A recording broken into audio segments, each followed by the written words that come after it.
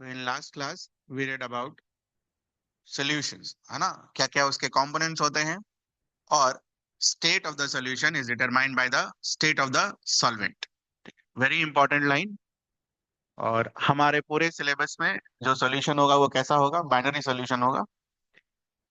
और कुछ एग्जांपल्स हमने पिक्चर के साथ नोटिस किए थे और ये आपको याद करने।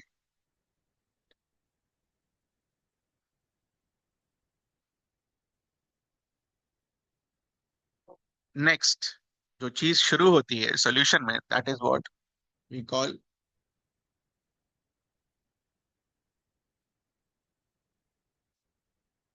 Concentration terms. ठीक है ना। एनसीईआरटी क्या बोलता है आपका? It says that concentration terms नहीं, सिर्फ concentration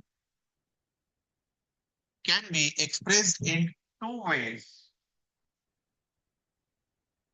okay, concentration can be expressed in two ways. एक qualitative, another is quantitative. Then NCERT goes on explaining what is the meaning of qualitative and what is the meaning of quantitative. तो अपने daily life से हम qualitative और quantitative को हम लिख सकते हैं। जैसे चीनी पानी का तो घोल हमने लाइफ में पिया ही होगा, ठीक है बेटा। तो हो सकता है कि आपने एक गिलास पानी में 10 चम्मच चीनी डाल दिया हो, और हो सकता है आपने एक गिलास पानी में बस एक दाना चीनी का डाला हो। एक में तुमको क्या लगेगा? More sweet. दूसरे में क्या लगेगा? Less sweet. तो क्वालिटेटिव जो होता है वो बेसिकली आपको ये बताता है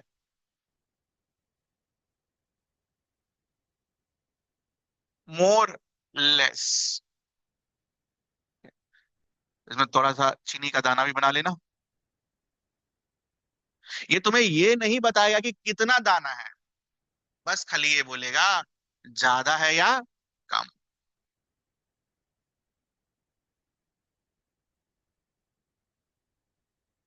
ठीक है।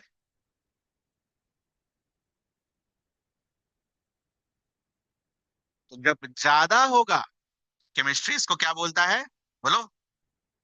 कंसंट्रेटेड। और जब कम होता है तो केमिस्ट्री इसको क्या बोलता है? डाइल्यूट।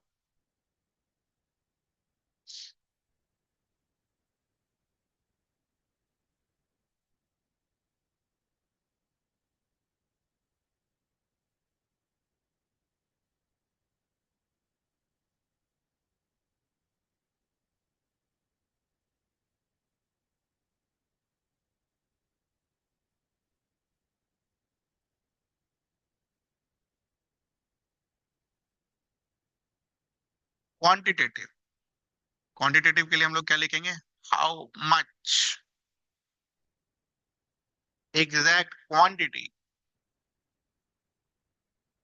अब मान लो किसी सॉल्यूशन में आ, 30 दाना है और दूसरे सॉल्यूशन में 50 दाना है, तो 30 और 50 आपको क्या बता रहा है? Quantity, number, fixed number. तो अपने सिलेबस में ये वाला है क्वांटिटेटिव वाला। ठीक है। तो this quantitative is more important.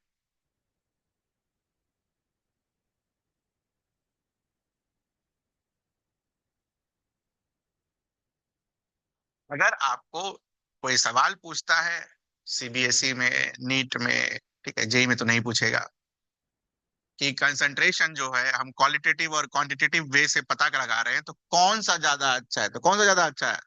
This one better, quantitative analysis. ध्यान रखिएगा इस चीज का। जेई में आए चाहे नहीं आए, सीबीएसई और नीट में पूछ देगा, क्योंकि एनसीईआरटी में लिखा हुआ है कि क्वांटिटेटिव एनालिसिस इज बेटर, मतलब कुछ और वर्ड यूज किया है, इट्स बेटर, मार्क कर लेंगे हम वो सब। तो क्वांटिटेटिव, जब हम हाउ मच की बात करते हैं, क्या क्या चीजें पढ़नी है हाउ मच में? एनसीईआरटी के हिसाब से तो बहुत कम है, but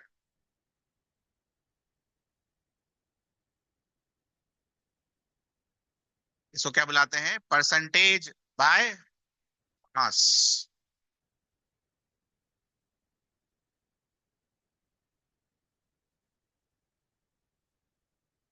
percentage by volume.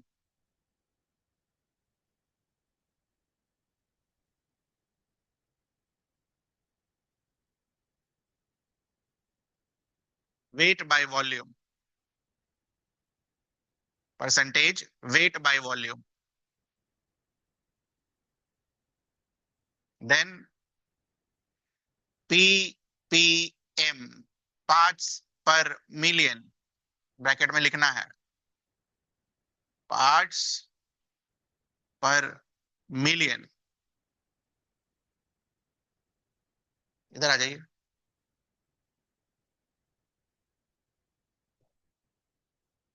Parts per million.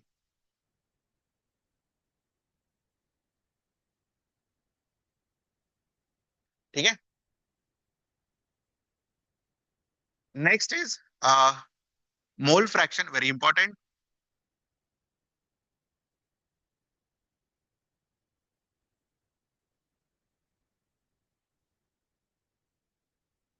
ये सारे मैंने आपको स्टोइचियोमेट्री में रिवाइज करने के लिए बोले थे।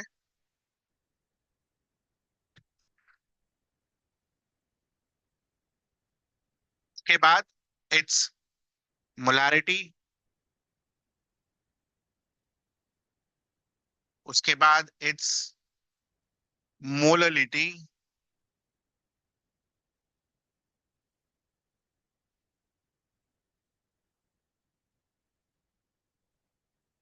Normality and formality.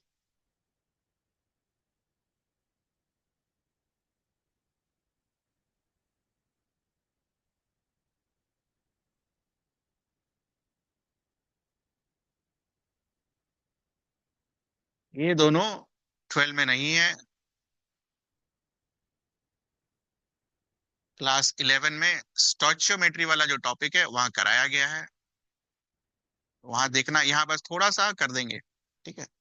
नॉर्मेलिटी लिखने के लिए वी रिक्वायर एन फैक्टर,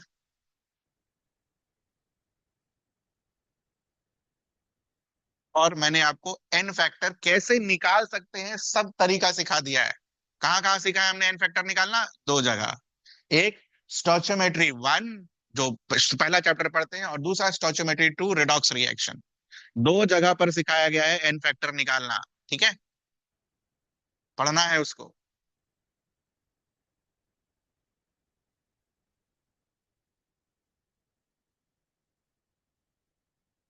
ना।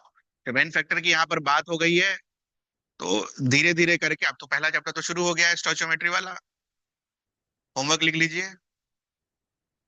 रिडॉक्स रिएक्शन में 5 या 6 लेक्चर्स हैं, पता नहीं कितने हैं, 7 या 8 होंगे। रिवाइज करना है इसको, बढ़िया से रिवाइज करना है, बस खाली ऐसे देख नहीं जाना है, नहीं तो इलेक्ट्रोकेमिस्ट्री का सवाल नहीं बनेगा। 9 मार्क्स का है वो आपका। तो रिडॉक्स रिएक्शन जो है वो देख जाइएगा बढ़िया से, मतलब एक एक चीज आपको करा दी गई है उसमें, क्या है क्या नहीं है, कैसे बैलेंसिंग करते हैं, दो तरीका है बैलेंसिंग करने का। इनफैक्ट वहां पर मैंने आपको इलेक्ट्रोकेमिकल जो सेल होता है वो भी पढ़ा रखा है, तो बढ़िया से कर जाइएगा इसको। वहीं से शुरू करेंगे, जहां सेल खत्म किया था वहीं से शुरू करेंगे उसको। ठीक है। तो ये दोनों क्लियर है आपको? कंसंट्रेशन को हम दो तरीके से पढ़ते हैं, एक होता है क्वालिटेटिव, एक होता है क्वांटिटेटिव। क्वालिटेटिव मतलब ज्यादा सॉल्यूट है या कम सॉल्यूट है, जिसको हम कंसंट्रेटेड या डाइल्यूट सॉल्यूशन बोलते हैं। और दूसरा क्वांटिटेटिव एनालिसिस, ठीक है, जिसकी इतने सारे चीजें हैं जो हमें एक एक करके पढ़ना है। और एनसीईआरटी क्या बोलता है? विच one is better? This one is better. ठीक है, बुक खोलिए और मार्क करिए।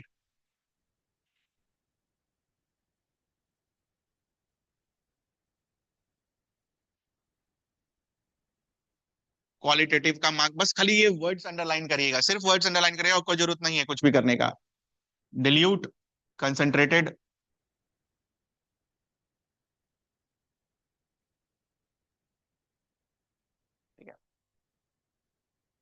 देखो एनसीईआरटी क्या बोलता है कि डाइल्यूट और कंसंट्रेटेड जब टर्म आप यूज करते हो तो description can add to what, confusion. इसीलिए हम कौन सा यूज करते हैं, which one is better, quantitative description.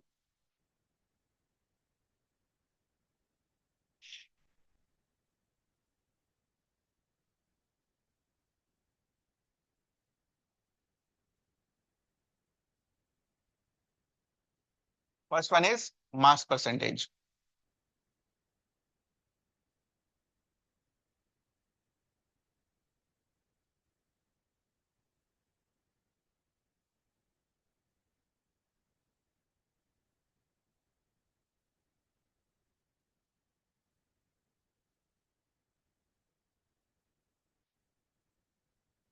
कैसे लिखते हैं उसको, W/W। ध्यान रखना, मोललिटी को छोड़कर, मोललिटी को छोड़कर हमेशा डिनोमिनेटर में कौन बैठा हुआ होता है, सॉल्यूशन। Very important. ठीक है, मोललिटी को छोड़कर हमेशा डिनोमिनेटर में कौन बैठा होता है, सॉल्यूशन। और यहां कौन बैठा होता है, ये तो हर जगह सॉल्यूट बैठा होगा।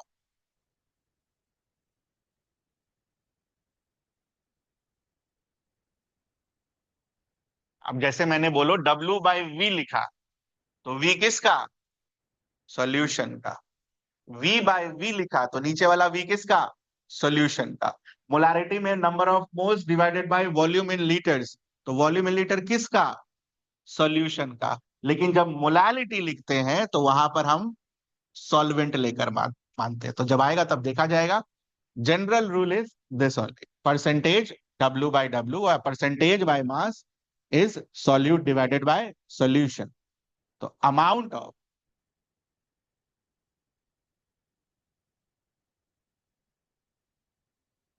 सॉल्यूट, और अमाउंट कैसा, कैसे कैसे अमाउंट निकाल सकते हैं हम, या तो मास में या तो मोल्स में। तो यहां पर क्वेश्चन ही बता रहा है क्यों, कौन सा लेना है, मास। अमाउंट के ऊपर लिखिएगा मास।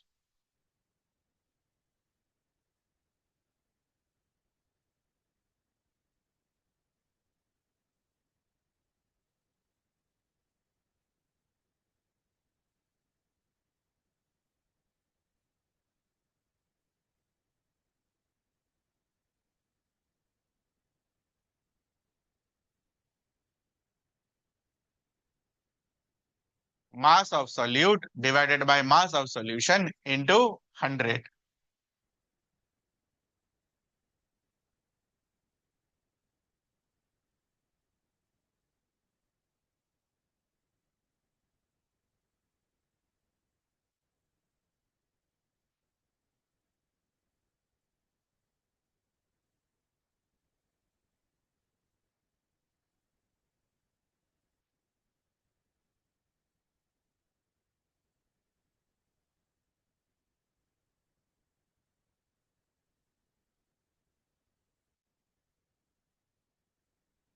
लिखिए,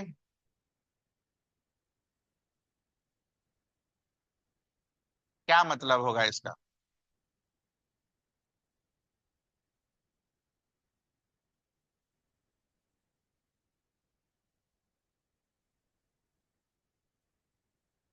35% W/W solution of sugar in water.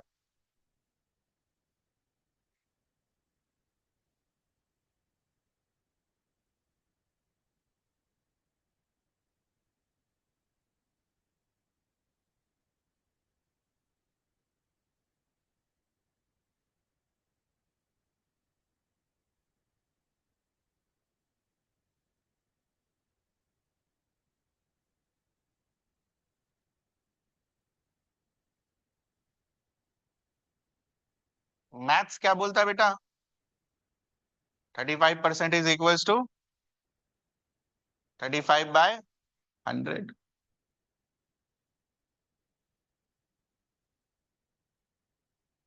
ये सब लिखना नहीं, ये सब बस खाली ऐसे ही है याद रखने के लिए। 35 ग्राम ऑफ sugar in, लिखे क्या आएगा यहां पर बोलो? 100 gram of water, 100 gram of solution, which means what, आपके पास 35 ग्राम शुगर है और 65 ग्राम क्या है, पानी। ठीक है, सही आया वो? इसको अंडरलाइन करना है बेटा, यही तो है जो ले डूबेगा। Not in 100 gram of water. Why? Because जो आपने सॉल्यूशन बनाया है उसमें सॉल्यूट क्या है बच्चा, शुगर, और सॉल्वेंट क्या है, वाटर।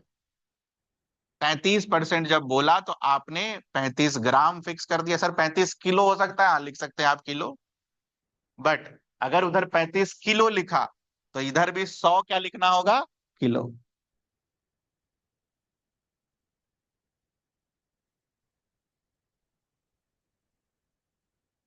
इसमें कुछ पूछना है आपको?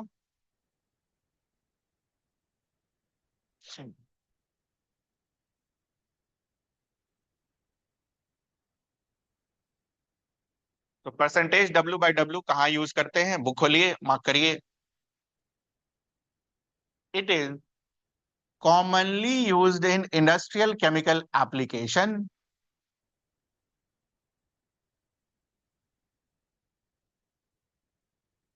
और उसके बाद वाला एग्जाम्पल रटना है।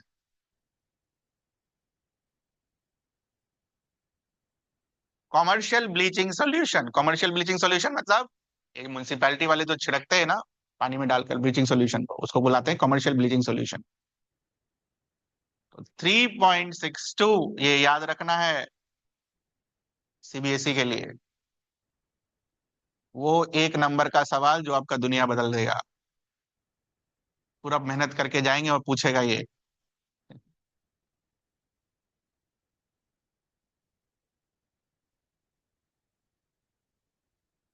3.62 mass percentage of sodium hypochlorite in water.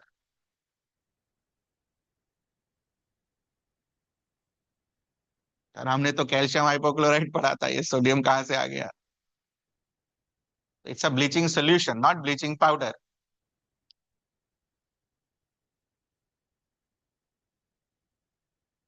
Bleaching action basically बस इसकी वजह से होता है।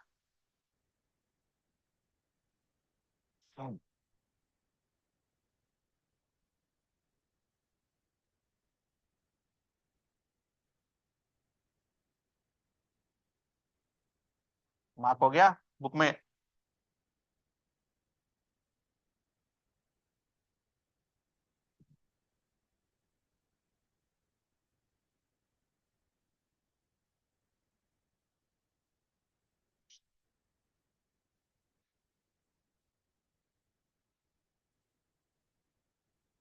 ठीक है, अब थोड़ा सा एक्स्ट्रा।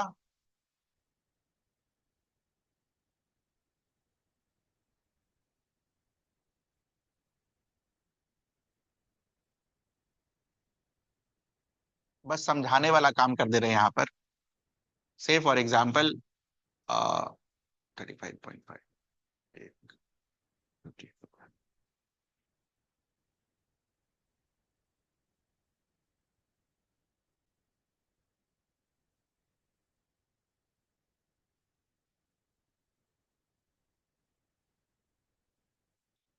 कुछ ऐसा परसेंटेज W/W गिवन है से for example,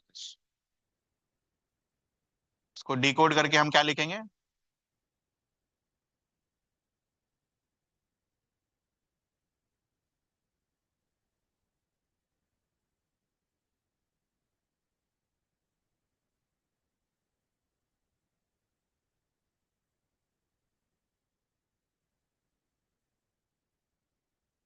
can you tell me how many moles of NaCl in solution?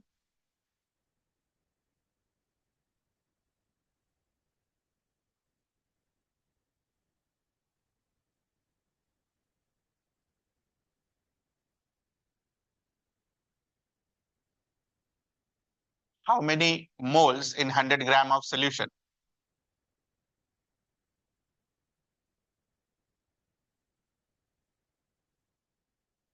ये सब आना चाहिए।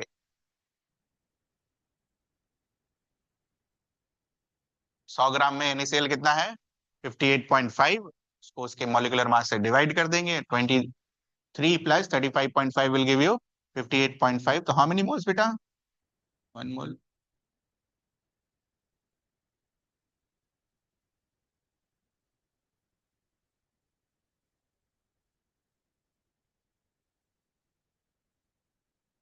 तो कभी मान लो NaCl का 2 मोल दे दे और पूछे परसेंटेज वेट बाय, और सॉल्यूशन का भी वॉल्यूम वगैरह मास वगैरह दे दे, परसेंटेज वेट बाय वेट हम निकाल लेंगे। मोल से क्या चीज में कन्वर्ट करना होगा? मास में। और फिर सॉल्यूशन का मास आपको दिया हुआ होगा। ठीक है। यही इसमें टफ हो सकता है, और कुछ टफ नहीं हो सकता। ठीक है। इसमें कुछ पूछना आपको? परसेंटेज बाय मास रीड करने आना चाहिए कि मतलब क्या है, और निकालने आना चाहिए कैसे निकाल सकते हैं हम।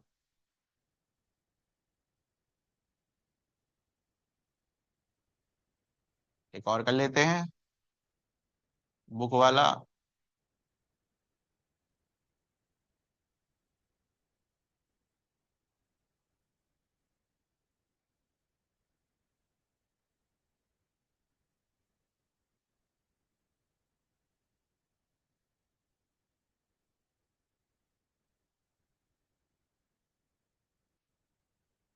करिए। Calculate mass percentage of 10 gram of glucose in 90 gram of water.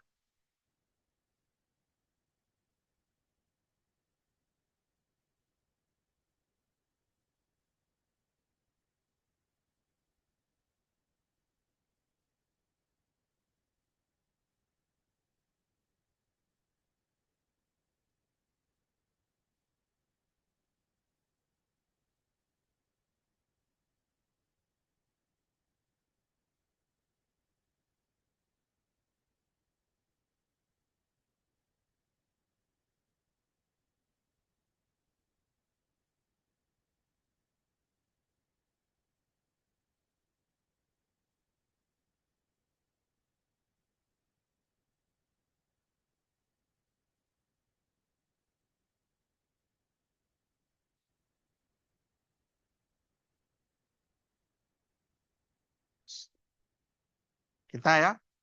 10%।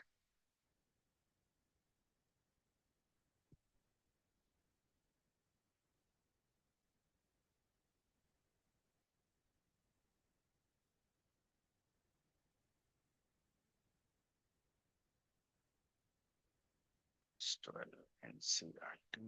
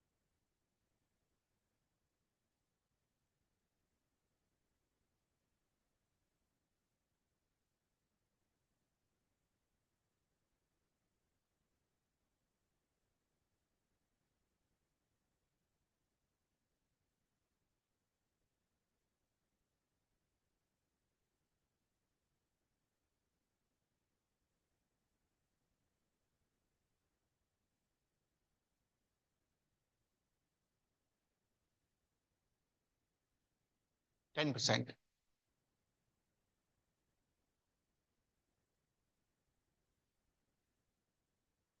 खाली इतना कर देने से CBSE नंबर नहीं मिलेगा, ध्यान रखना।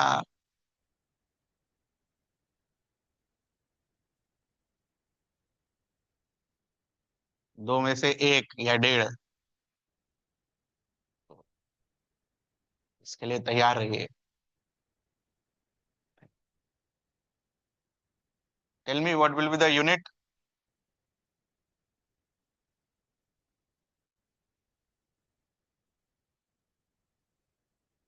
क्या यूनिट होगा?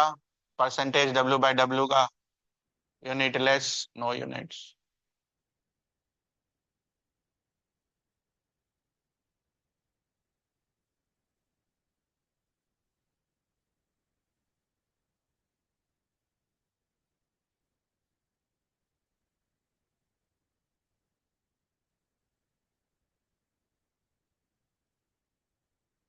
ठीक है, नेक्स्ट।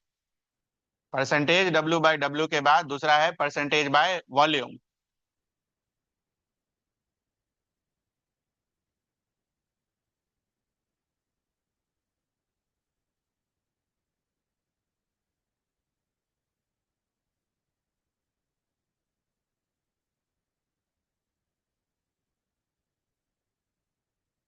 लिखते कैसे हैं?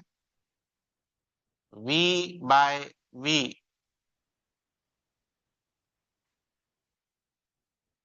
फॉर्मूला क्या होगा, खुद से लिखिए, शुरू में ही समझाया मैंने आपको।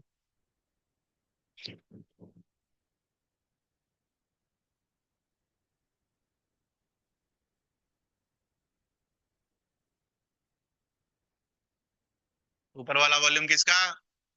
सॉल्यूट का। नीचे वाला वॉल्यूम किसका? सॉल्यूशन।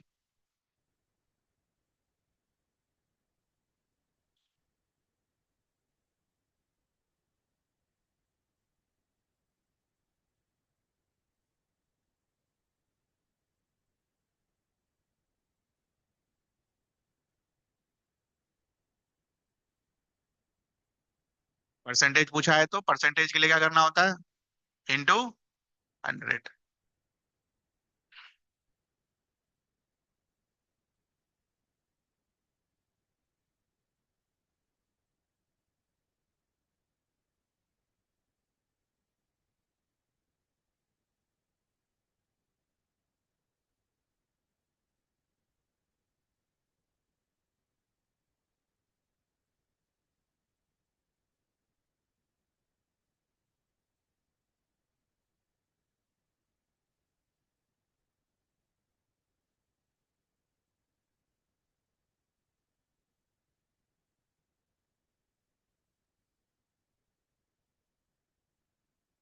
लिखिए, 10% इथेनॉल सॉल्यूशन का क्या मतलब होगा?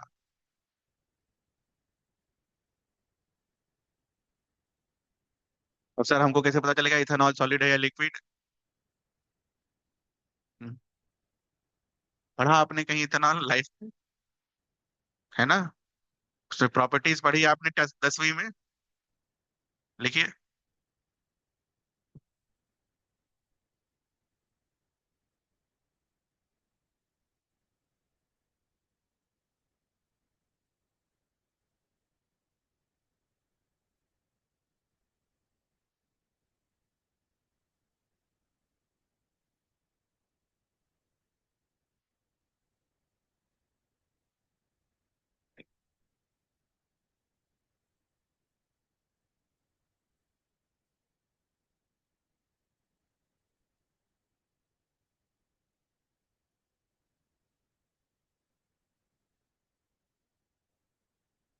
Okay, so ml of ethanol, litre भी लिख सकते थे आप, चॉइस आपकी है। इन 100 ml of, not water, solution, which means what? 90 ml of water।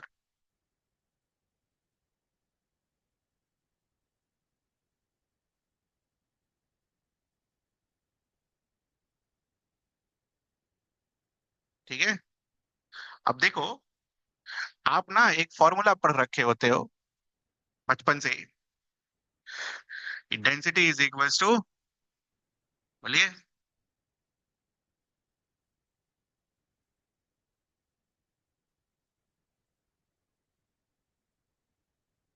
Mass divided by volume.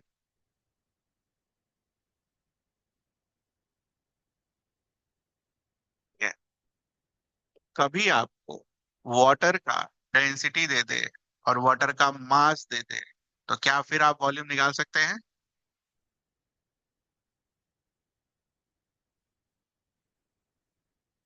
कभी आपको वाटर का वॉल्यूम दे दे, वाटर का डेंसिटी दे दे, तो क्या हम उसका मास निकाल सकते हैं? मास से मोल्स निकाल सकते हैं? ये दिमाग में रखना है ये सब चीज। ठीक है।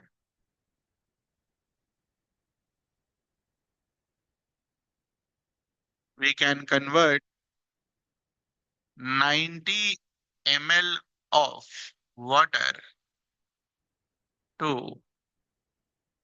dash gram of water using density. What is the density of water?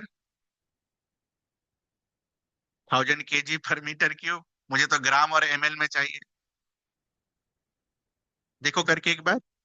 What is the density of water in gram and ml?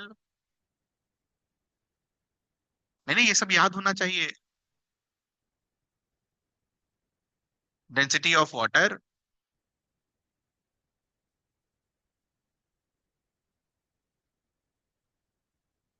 Is this. Class 6 वाला सवाल है।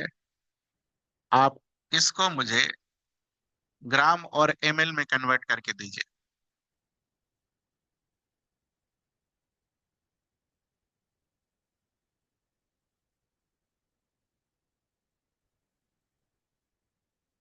और फिर अब ये याद रखना है ग्राम पर ml में क्या होता है। तो केजी को ग्राम में बदलने के लिए क्या चीज से मल्टीप्लाई करेंगे बेटा? 1000।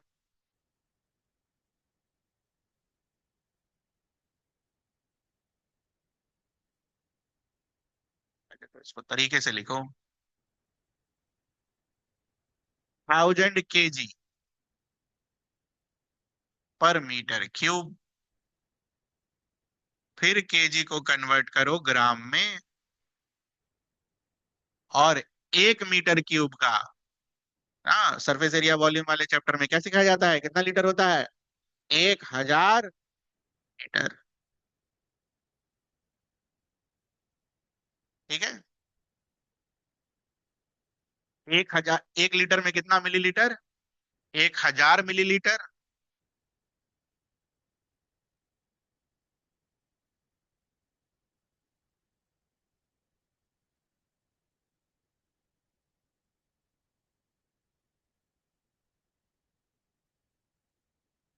एक हजार से 1000, 1000 से 1000, क्या आया? 1 ग्राम पर ml। 90 ml ऑफ वाटर को और क्या बोल सकते हो आप?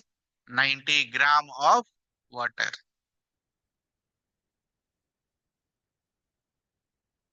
ठीक है।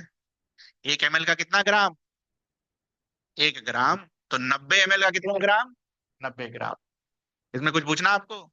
ये टफ बनाएगा लाइफ को, है ना?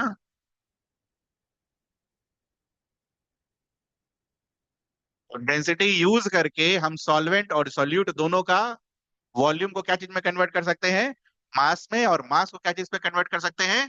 वॉल्यूम में। तो कभी मान लो इथेनॉल को भी अगर मान लो डेंसिटी वगैरह दे दिया, और वाटर का डेंसिटी आपको पहले से पता है, तो वॉल्यूम बाय वॉल्यूम को आप मास बाय मास में कन्वर्ट कर लेंगे डेंसिटी यूज करके। बस ध्यान रखना कि कर सकते हैं, है ना? करेंगे कि नहीं करेंगे वो अलग बात। बुक खोलिए, कहाँ यूज होता है?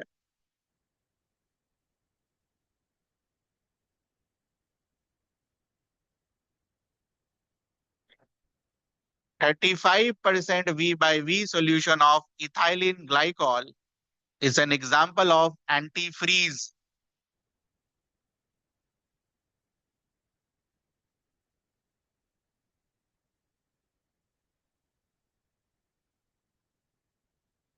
What is the meaning of antifreeze? Used in cars for cooling the engine.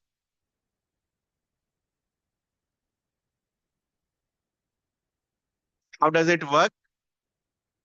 It lowers down the freezing point of water, ठीक है, to this much. What is the actual freezing point of water? 0 degree Celsius. उसको घटाकर और कितना कर देता है, -17.6 degree Celsius. तो जो पानी 0 डिग्री सेल्सियस पर फ्रीज होने वाला था, अब कितने पर होगा, -17.6 पर होगा। ठीक है।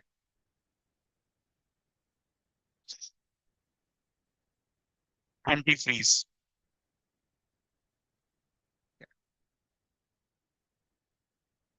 आगे की क्लास में, मतलब जब चैप्टर आगे बढ़ेगा, आपको एक प्रॉपर्टी सिखाई जाएगी, कॉलिजेटिव प्रॉपर्टीज। ठीक है, it's a very important part.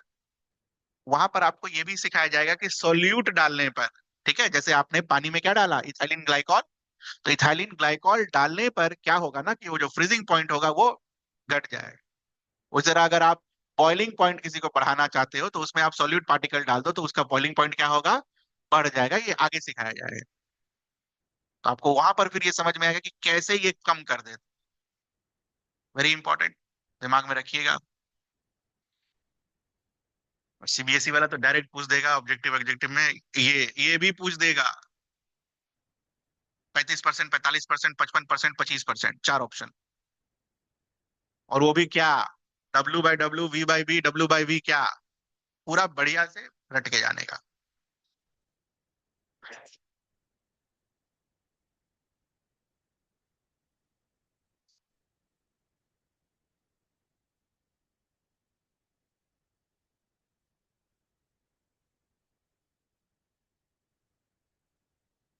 Next is, एक दो तीन,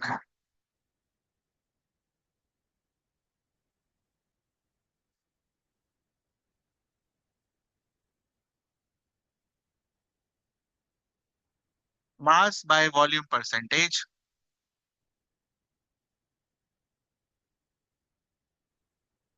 लिखिए फॉर्मूला।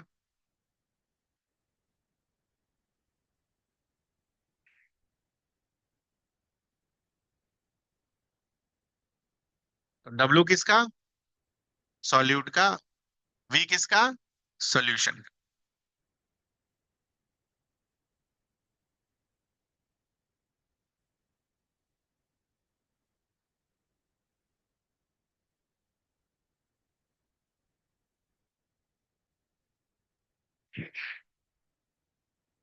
लिखा गया।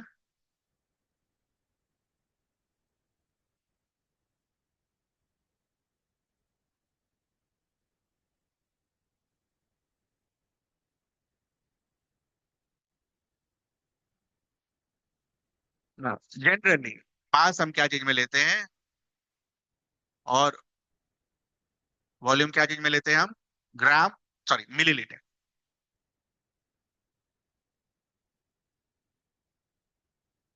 परसेंटेज के लिए 100।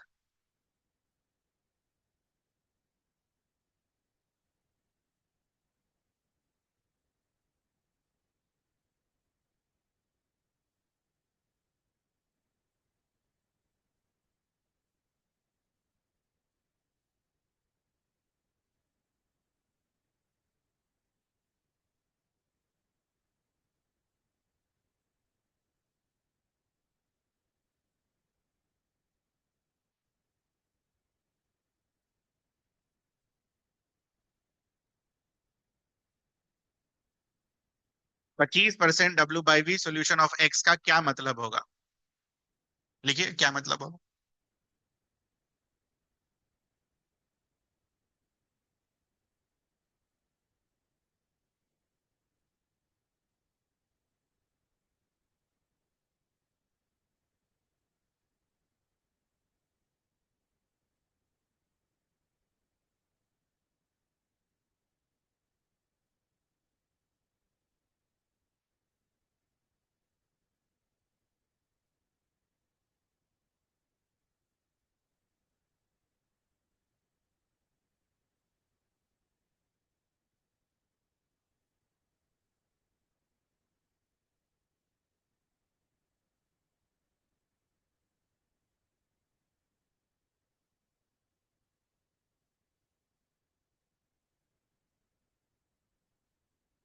This is how it's defined, gram and ml। कोई अलग यूनिट होगा तो वो आपको लिख के देगा। ठीक है, वैसे कोई अलग नहीं होगा, यही मतलब होता है इसका। एनसीईआरटी खोलिए, मार्क करिए कहाँ यूज करते हैं हम इसको। Medicine and pharmacy, medicine industry में आप mass by volume percentage use करते हो। और एनसीईआरटी भी वैसे ही डिफाइन करता है, mass of solute dissolved in what, ml, 100 ml of solution.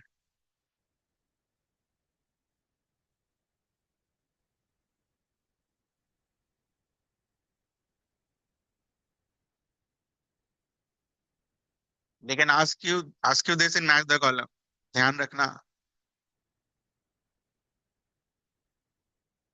जैसे आपको दे देगा सोडियम हाइपोक्लोराइट, फिर उसके बाद इथाइलिन ग्लाइकोल एंटीफ्रीज, तीसरा मेडिसिन इंडस्ट्री, चौथा अभी आगे पढ़ेंगे हम, ठीक है। और इधर आपके concentration terms, which of the pair is correctly matched.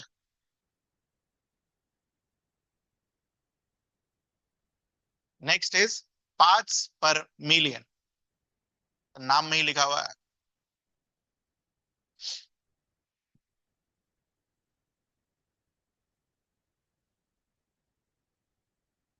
Ppm.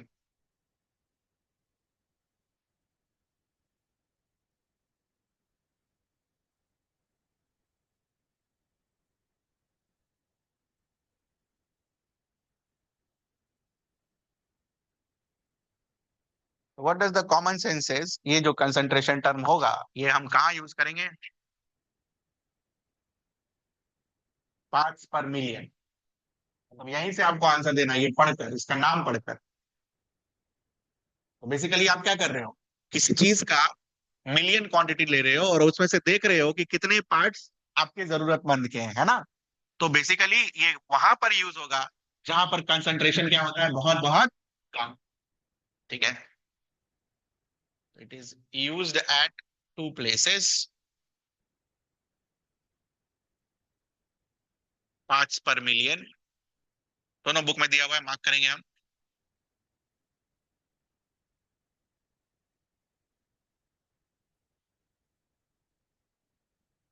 तो पहला जगह जो यूज होता है that is for calculating the concentration of sea water. Sea water के, water is what, infinite. And second place where it is use is to count the pollution percentage, pollution कितना, ठीक है, पॉल्यूटेंट्स।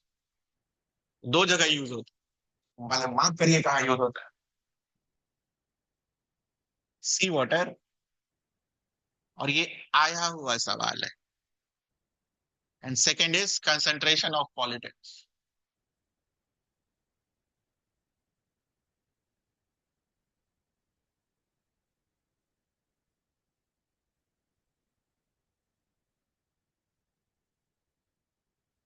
टू प्लेसेस, और भी होते हैं।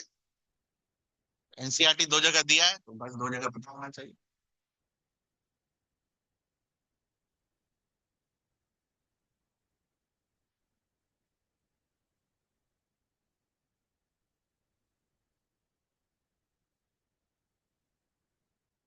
Formula लिखिए, number of parts of a component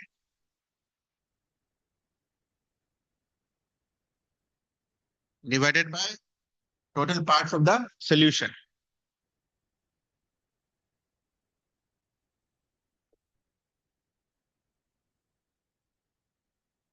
number of parts of the component solute divided by total parts of the solution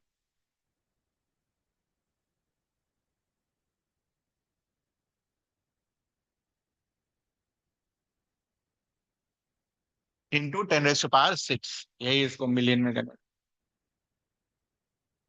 into 10⁻⁶।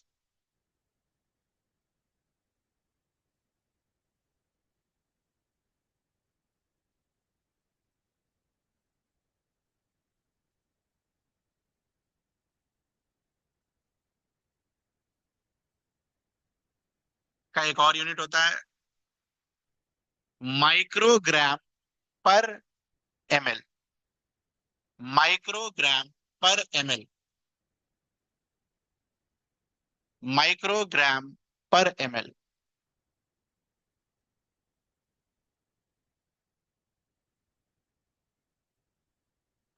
Microgram पर ML. ठीक है, तो ध्यान रख।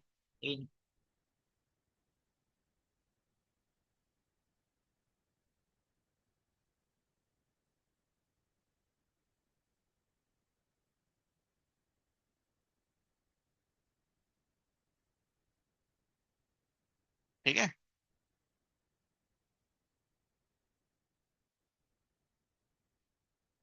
क्वेश्चन लिखिए। ये पहली क्लास में कराया मैंने आपको।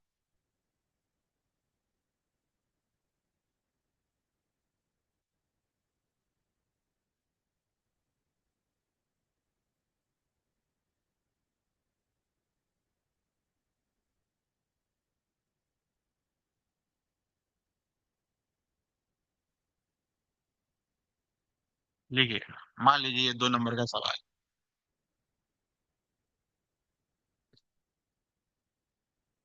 How concentration of chloride ions in ppm can affect our body?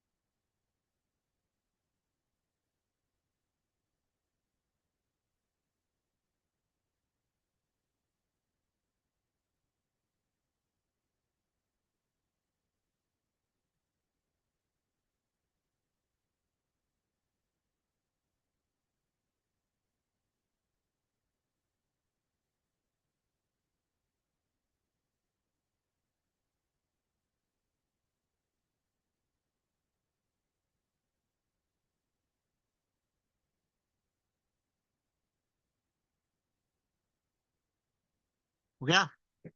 NCERT क्या बोलता है? 1 ppm prevents tooth decay. 1.5 ppm causes to get mottled. Mottled का मतलब पाउडर से। And third, very high concentration poisonous।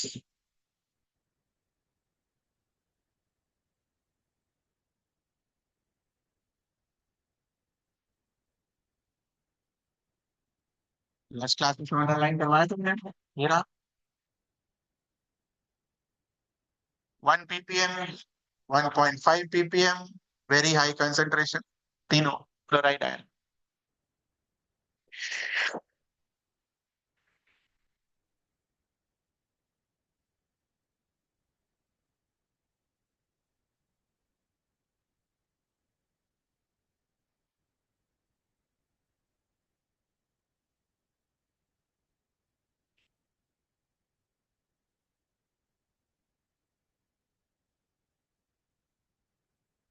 ठीक है, fifth,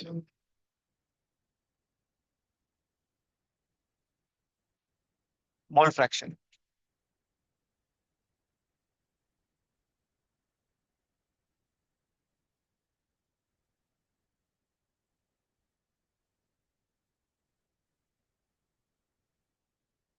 how do we divide this?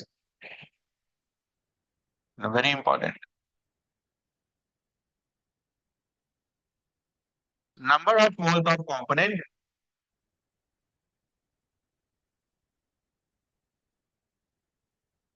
Divided by total number of moles.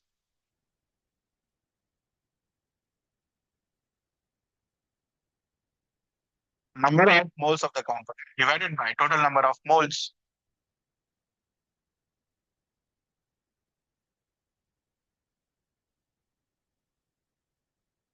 ऊपर भी क्या बैठा है, नीचे भी क्या बैठा है, क्या होगा ये, यूनिटलेस। ठीक है।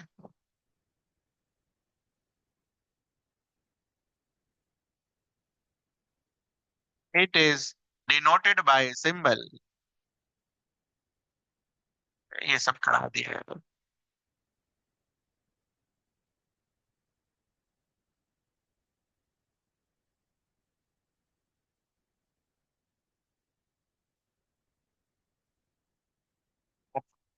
Yes.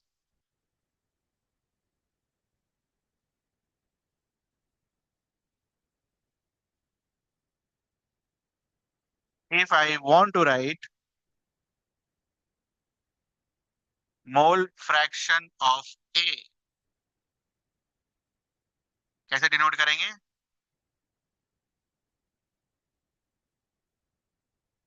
Symbolically, it will be represented by this kappa A.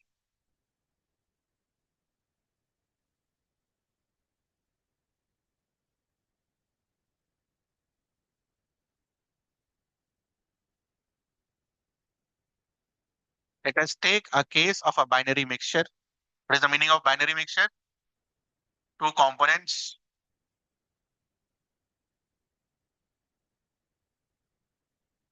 Let the first component be A, second component be B. Let the moles of first one be Na, moles of second one be Nb. बताओ भाई total कितना है? Na plus B। ये मैंने क्या लिखा? Moles. ये मैंने क्या लिखा? ये क्या लिखा मैंने? Total moles.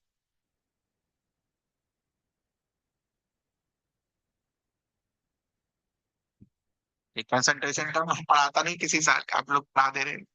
समय बहुत है इसीलिए। नहीं तो फिर ये रिवीजन चलता है इसका।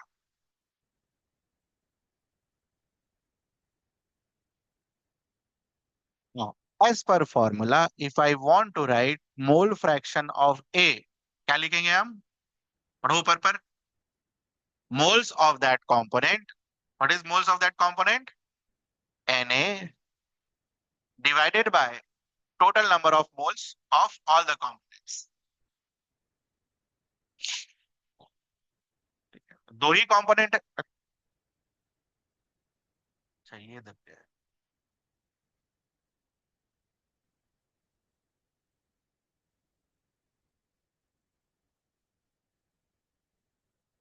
तो दो ही।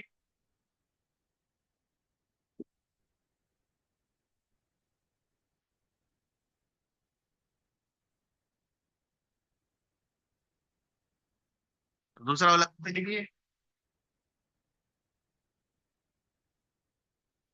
मोल फ्रैक्शन ऑफ बी।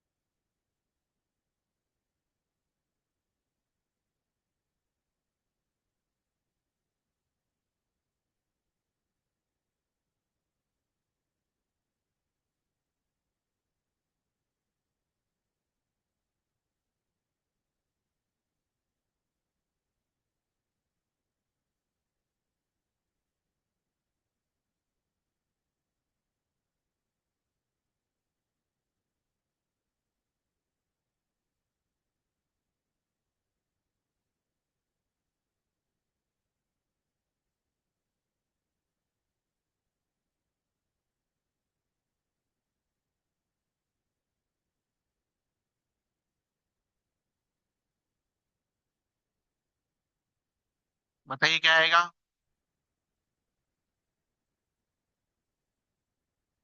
दोनों के मोल फ्रैक्शन को जोड़ देंगे तो क्या आएगा? दोनों के मोल फ्रैक्शन को जोड़ देंगे तो क्या आएगा? क्या आएगा? अरे जोड़िए ना, जोड़िए, आंख के सामने है, जोड़िए।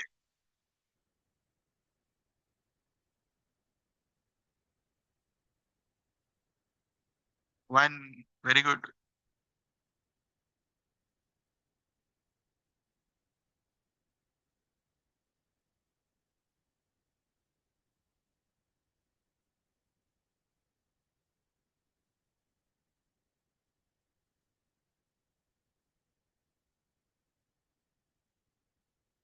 डिनोमिनेटर सेम है, न्यूमरेटर में गेट सिंपली एडेड।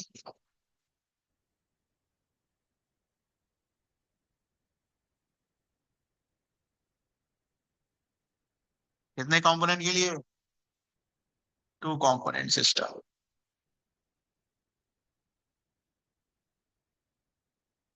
ठीक है। If a system is having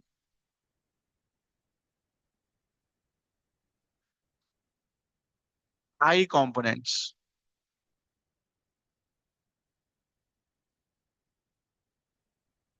पहले वाले का मोल n1, दूसरे वाले का n2, n3, n4, ऐसा करते करते लास्ट वाले का नंबर ऑफ मोल्स कितना? ni। So what will be the mole fraction for one? n1 divided by n1 plus n2 plus n3। बताओ भाई, फ्रीक्वेंसी डिस्ट्रीब्यूशन टेबल में इसको कैसे लिखते थे? 10 में कैसे लिखते थे इसको? हाँ, सिग्मा।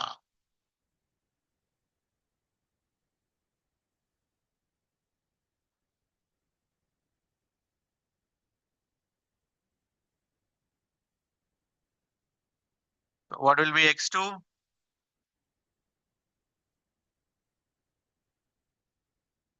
So on।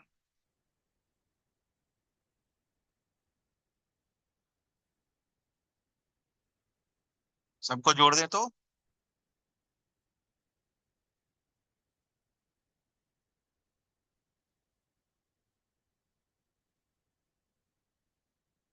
क्या आएगा answer? One. For a multi-component system, sum of all mole fractions will be equals to what? One. इसमें कुछ पूछना आपको? वन कैसे आया? देखो, डिनोमिनेटर सबका सेम है, दिख रहा है। जब आप ऐड करोगे one n2 n3 n4 n5 N आई तक, तो वो भी ऊपर पर क्या आ जाएगा? Sigma N I. Sigma N I divided by sigma N I will give you what? One.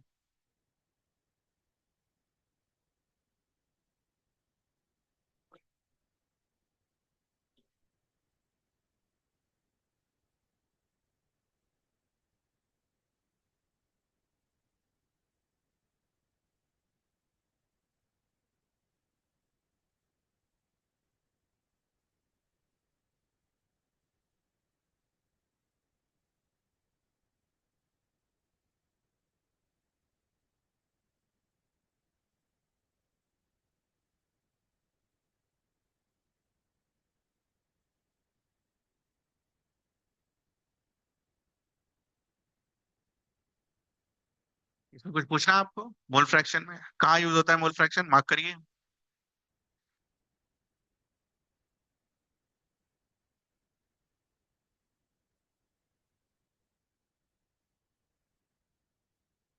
In relating physical properties, for example vapour pressure with the concentration of the solution. पूरा चैप्टर इसी पर है, पहला वाला जो है। And second one, describing the calculation involving gas mixtures।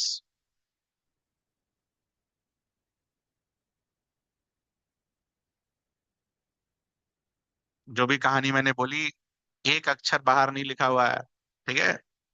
जो बाहर होगा वो मैं लिख दूंगा कि ये थोड़ा आगे है। ये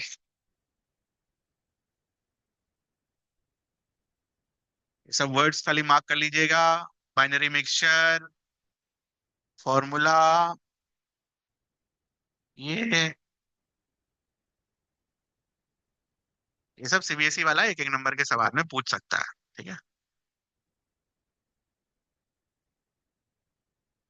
is denoted bye subscript, denotes component.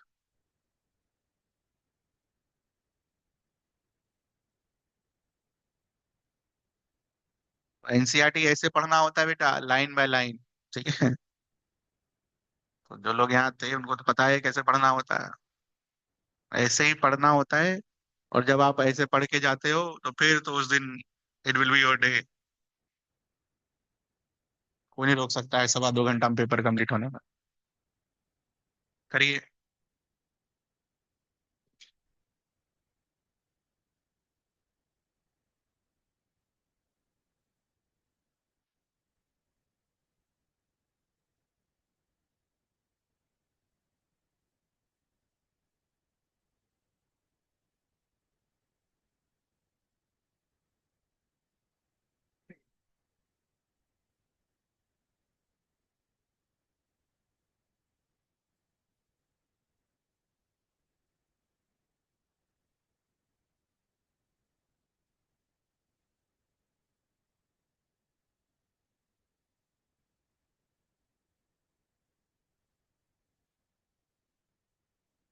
फिर यहाँ तो हमको सॉल्यूशन में दूसरा कंपोनेंट क्या है नहीं समझ में आ रहा है। क्या होगा दूसरा कंपोनेंट? पानी, वाटर। सोचना भी नहीं है सेकंड थिंग। क्वेश्चन गलत है। ग्रेस मार्किंग मिलेगा? कुछ नहीं मिलेगा, जीरो मिलेगा, जीरो।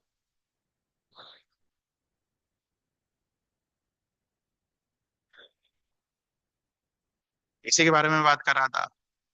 कंसंट्रेशन कहीं और देगा, फिर आपको कन्वर्ट करना होगा, तो आप यहां से शुरू करो। आपने ये पढ़ा?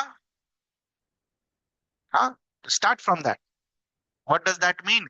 लिखो, उसको लिखोगे तब होगा। 20% इथाइलिन ग्लाइकॉल बाय मास का क्या मतलब है, पहले वो लिखो। तब आपको वो समझ में आएगा कि कैसे क्या करना है। लिखोगे नहीं तो नहीं होगा बेटा। 20% इथाइलिन ग्लाइकॉल का क्या मतलब है वो लिखो।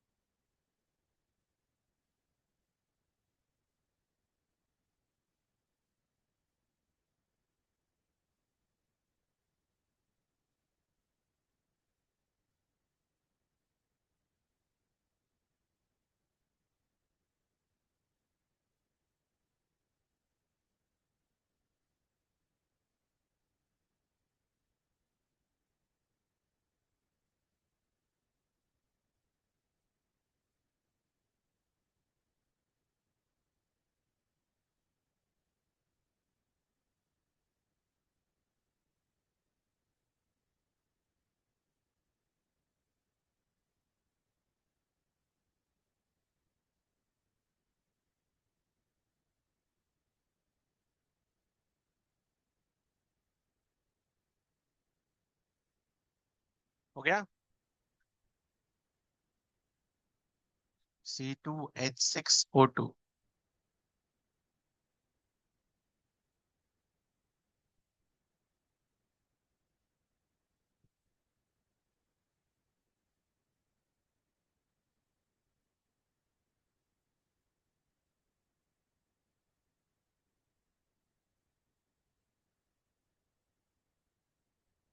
What it will mean?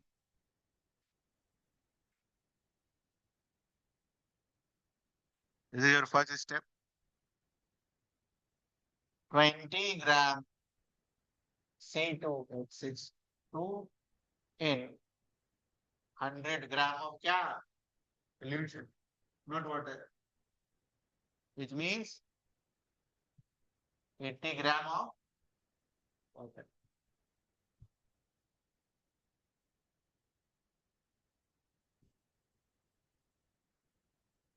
Now you know the mass of this. इसका molecular mass कितना होगा? 12 to the 24 plus 6 30 और 16 into 2 32. 32 plus 30 will give you 62 gram per mole. Water तो हमें बचपन से पता होता है 18 ग्राम per mole. Now mass is this. So what will be the mole of C2H6O2? 20 divided by 62. What will be the mole of water? 80 divided by 18. ठीक है।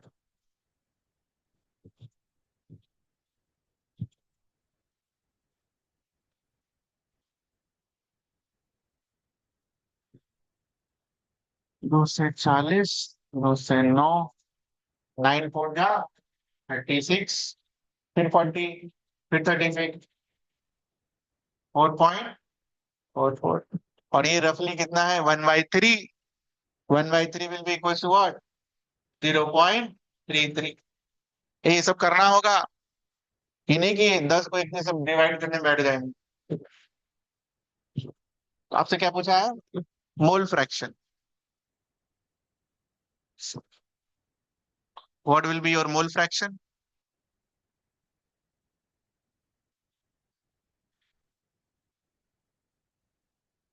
0.33 divided by 0.33 plus 4 point जो आ गया आंसर। इसमें कुछ पूछना है आपको? देख लीजिए ध्यान से, कोई सा भी स्टेप नहीं समझ में आया तो you can ask. First step, second step, third step and fourth step. चारों में से कोई सा दोबारा बोलना हो बताओ। This one is the most important one.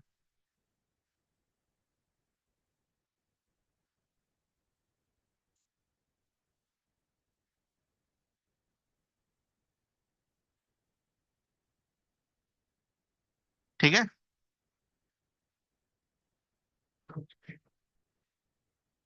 0. किसका? ये वाला?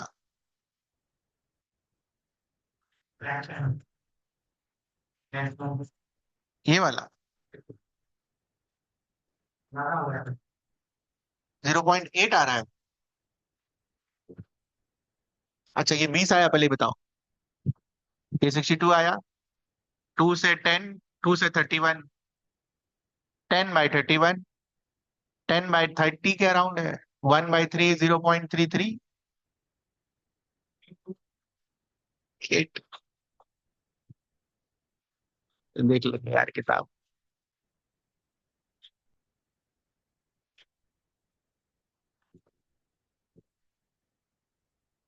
सही है।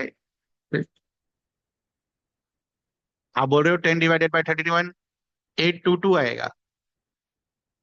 अच्छा 322 आएगा। अरे ठीक है यार। ठीक है वो। कोई इशू नहीं है। ठीक है, नो इश्यूज विद दैट। मैं आपको डे वन में ये क्लियर कर दे रहा हूँ। एनसीईआरटी में अभी तो फिर भी 10/31 है। आगे फिजिक्स में ना कुछ ऐसा अजीबोगरीब नंबर आएगा, जैसे 123 डिवाइडेड बाय 937। समझ में आ रहा है? तो उसको बैठ के हम डिवाइड करने नहीं चले जाएंगे बेटा, नहीं तो फिर वो तो पता चल गया, खत्म हो गया फिर तो टेक अ रफ अप्रोक्सीमेशन। 10/31 को मैंने रफ अप्रोक्सीमेशन में कितना लिया? 10/30। 10/30 को क्या लिखा? 1/3। और 1/3 का वैल्यू कितना होता है? 0.33। ओके, आप बिल्कुल सही हो, वो 0.322 आएगा, no issues with that. But उतना माइन्यूटली हम नहीं करते हैं इन सारे को, नहीं तो फंस जाएंगे हम। ध्यान रखिएगा, एनसीईआरटी का यही दुख दर्द है। ठीक है, ठीक, याद दिमाग में ये तो थोड़ा ध्यान रखना। We can use certain approximation, no issues with that. जो आंसर आ जाए लगभग।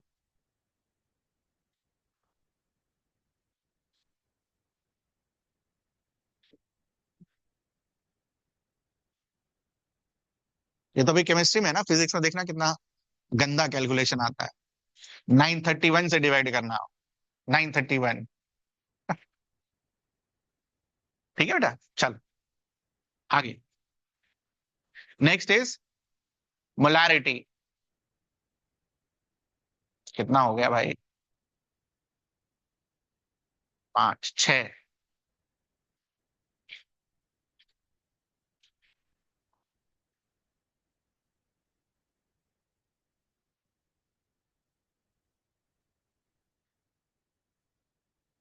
लिखो, ये तो पता होगा, फॉर्मूला लिखो।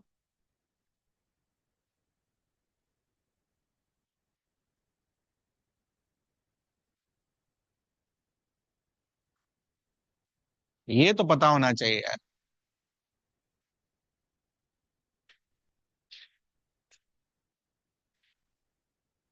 पूरा 11 इसी में बीता होगा।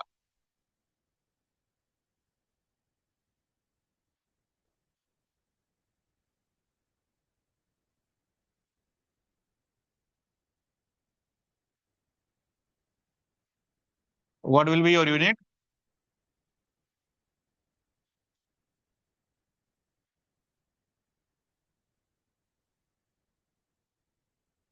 Moles per litre.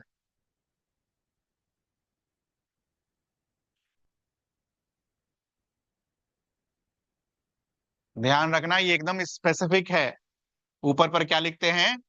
मोल्स, और नीचे वॉल्यूम क्या चीज में लिखते हैं? लीटर में। और अगर मान लो मिलीलीटर में है तो उसको लीटर में कन्वर्ट कर लेना। ठीक है,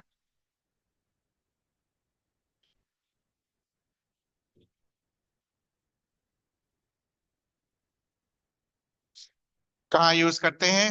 मार्क कर लीजिए। अच्छा, इसका मतलब बताया ना, पहले रुक जाओ। लिखो, इसका क्या मतलब होगा? Capital M.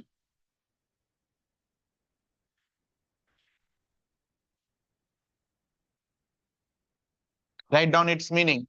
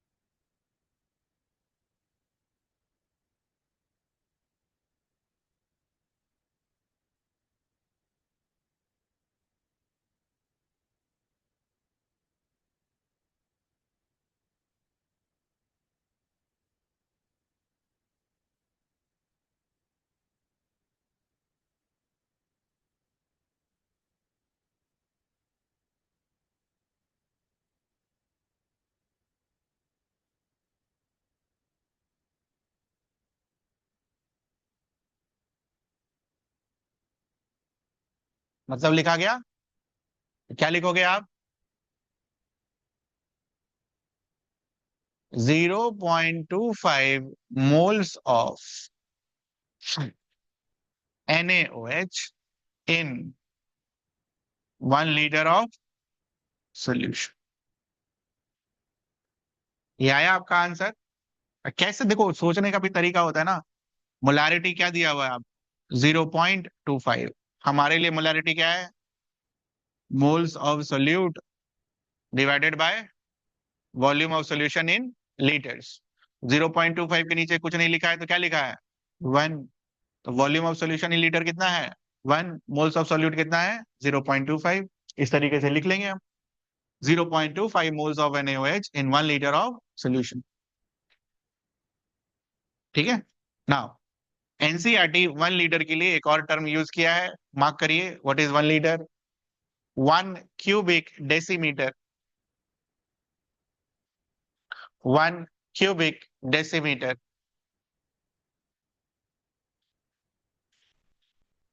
1 cubic decimetre.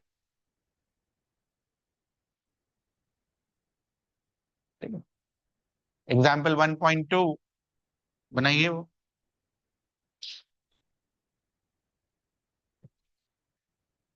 Molarity of a solution containing 5 gram of NaOH in 450 ml of solution।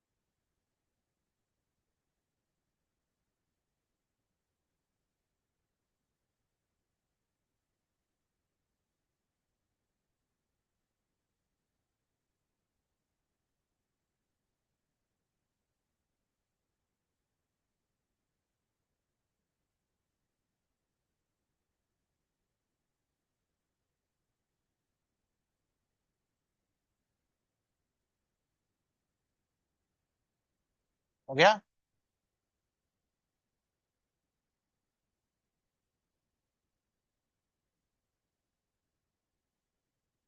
5 gram NaOH means what, 23 plus 1 24, 24 plus 16 40।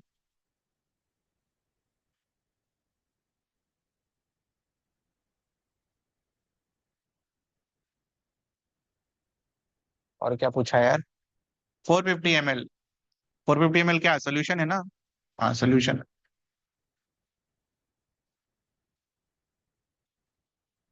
Volume of solution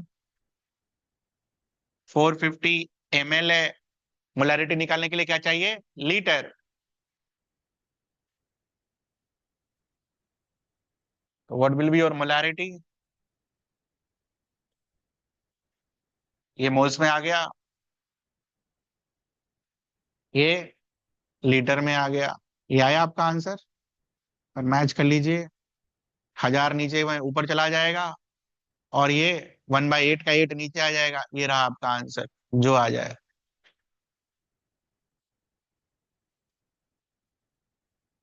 ठीक है। इसमें कुछ पूछना है आपको, कोई सा भी लाइन जो दोबारा बोलना हो। नहीं। Last one, the most dangerous one.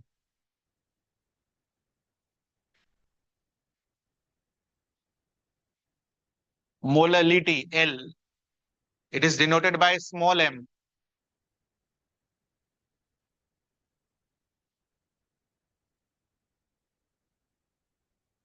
So how it is defined?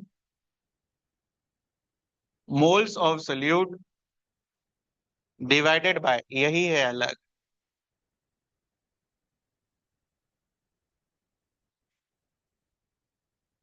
mass of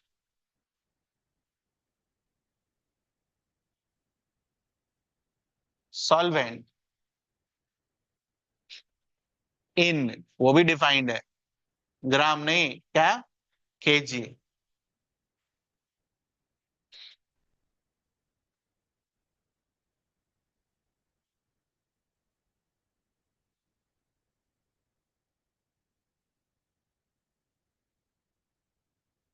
example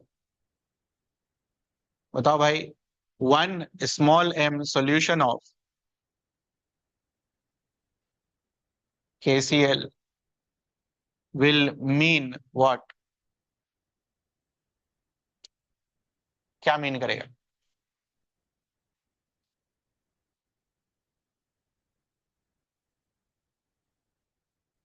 one molal solution कैसे पढ़ते हैं हम यार, एक minute.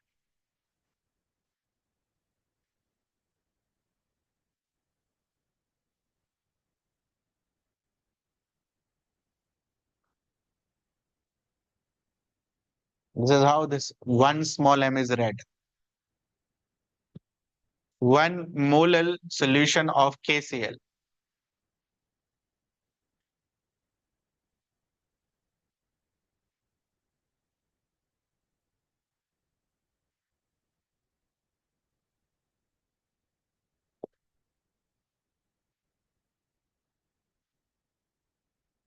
Done. So it will mean that one mole of KCl in solvent कुछ नहीं दिया हो तो क्या होगा, वाटर, 1 kg ऑफ वाटर. ठीक है बेटा, इसमें कुछ पूछना आपको?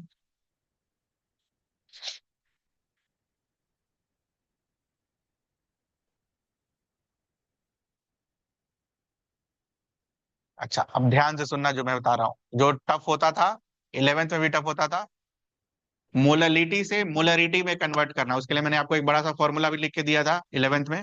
वो याद हो तो ठीक है, नहीं तो मुझे तो याद नहीं रहता, मैं तो एकदम बेसिक प्रोसेस से करता हूं जब भी आता है. तो मोलरिटी से मोलरिटी.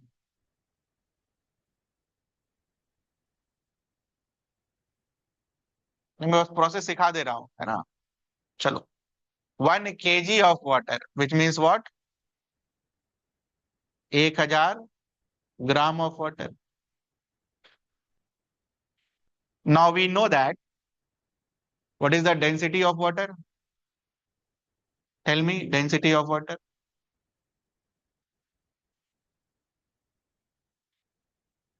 क्या है, 1 ग्राम पर ml.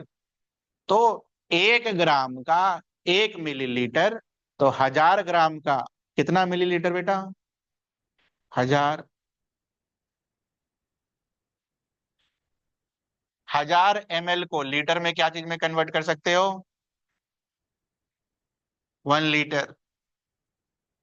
ठीक है, और अब तुमको अगर मोलैरिटी निकालने दे दे तो निकाल दोगे, मोल्स कितना है, और वॉल्यूम ऑफ सॉल्यूशन कितना है, 1 लीटर प्लस, गड़बड़ हो गया ना.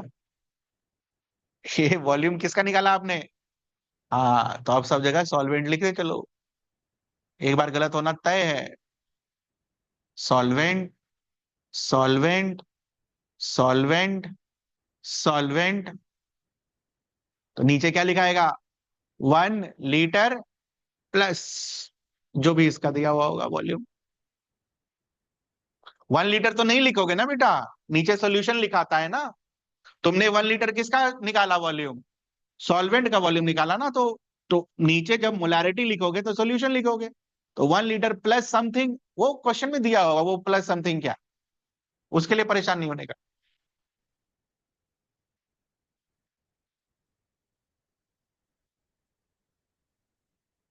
ठीक है।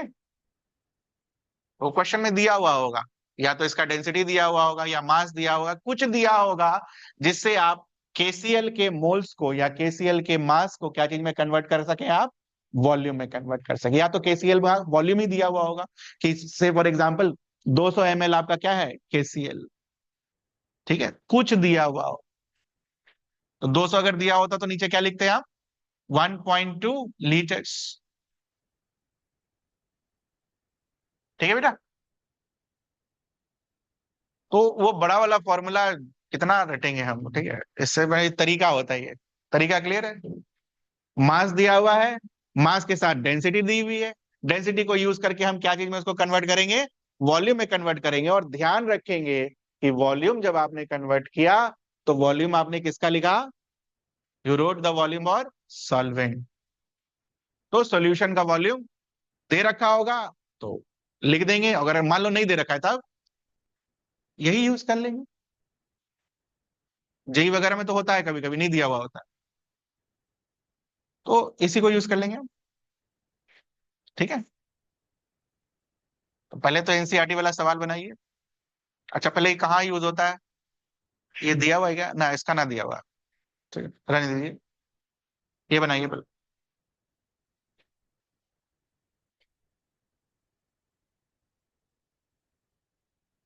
Molality of 2.5 gram of ethanoic acid in 75 gram of benzene.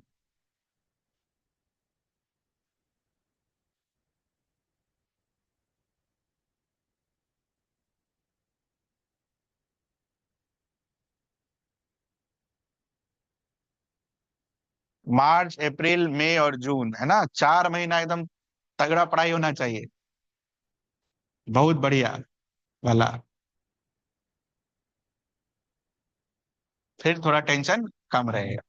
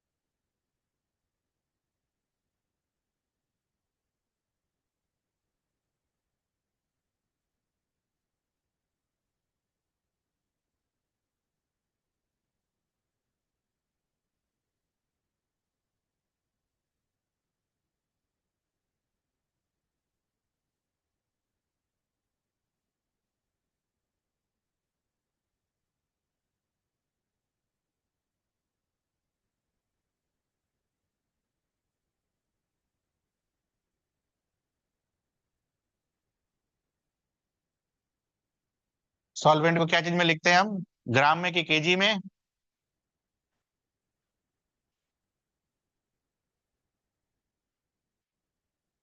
Denominator का काम खत्म।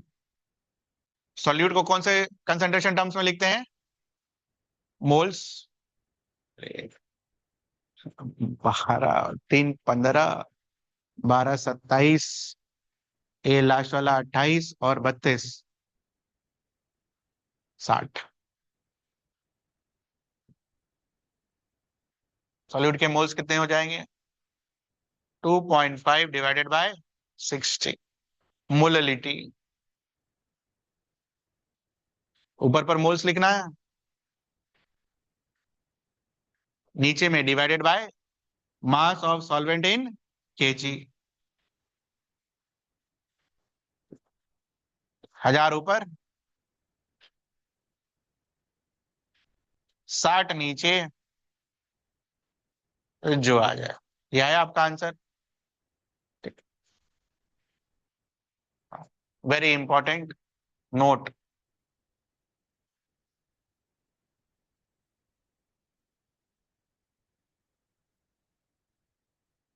Volume is dependent on temperature.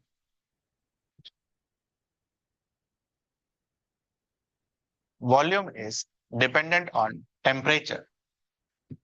Therefore, all those concentration terms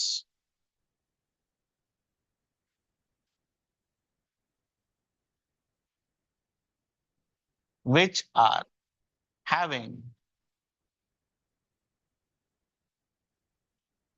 volume in their formula are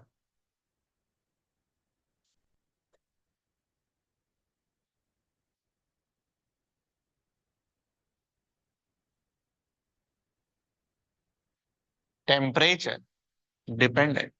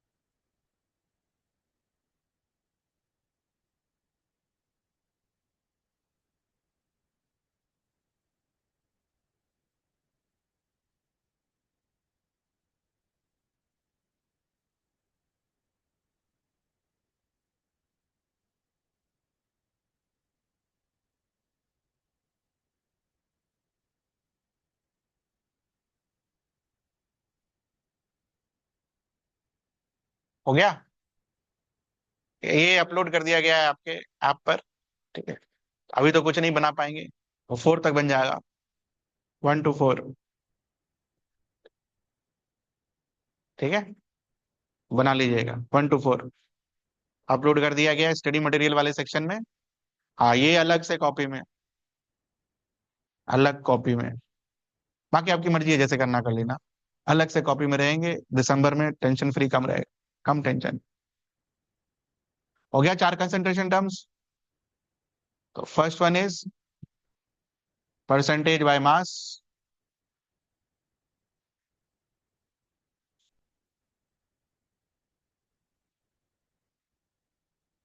second one is ppm.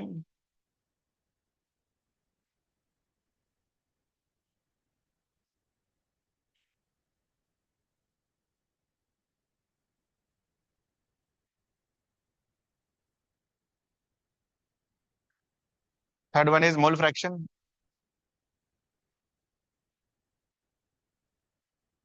And molality, L वाला।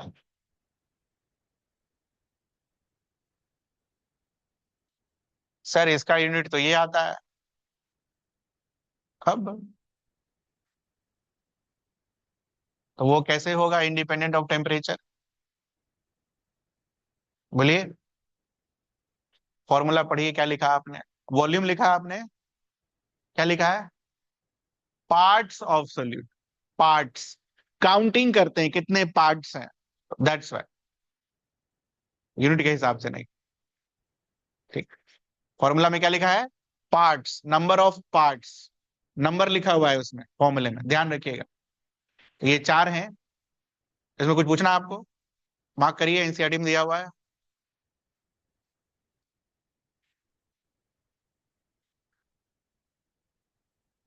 Independent of temperature, वो भी दिया हुआ है, का है? Volume depends on temperature but mass does not. First line is your assertion, second line is your reason.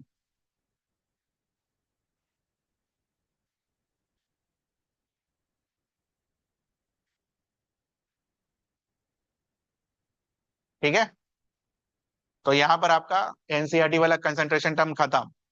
कुछ पूछना आपको? नहीं पूछना, भी है हमारे पास टाइम। शुरू हो जाइए। 5 सवाल हैं आपके आंख के सामने।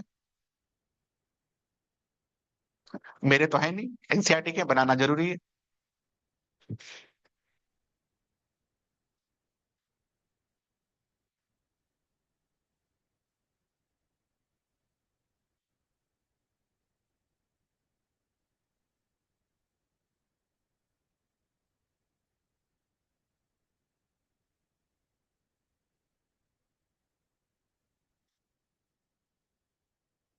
अरे तुरंत हो जाएगा, जल्दी करो।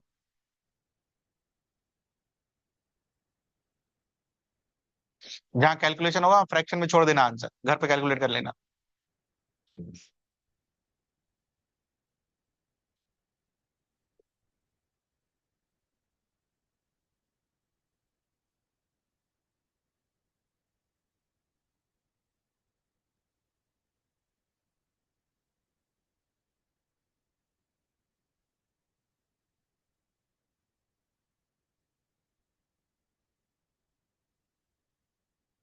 केमिस्ट्री के लिए एनसीईआरटी काफी है बेटा, बहुत है। नीट हो, जेई हो, सीबीएसई हो, बहुत है। यही लाइन बाय लाइन जैसे मैं आपको करके दे रहा हूँ, उतना ही याद हो जाए ना साल भर में, ये बहुत होगा। बाकी ये चैप्टर 7 नंबर का है, सीबीएसई में 7 मार्क्स।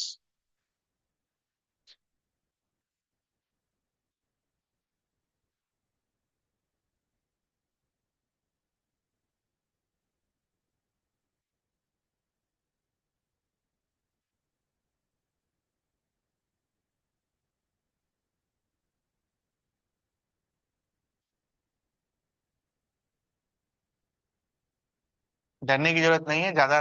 किस्मत बढ़िया रहा तो सवाल नहीं आएगा इससे। ठीक है, सवाल पूछने के लिए बहुत कुछ है इसमें। खराबी हुआ तभी आपको देगा मोलैलिटी और पूछेगा उससे मोलैरिटी निकालो।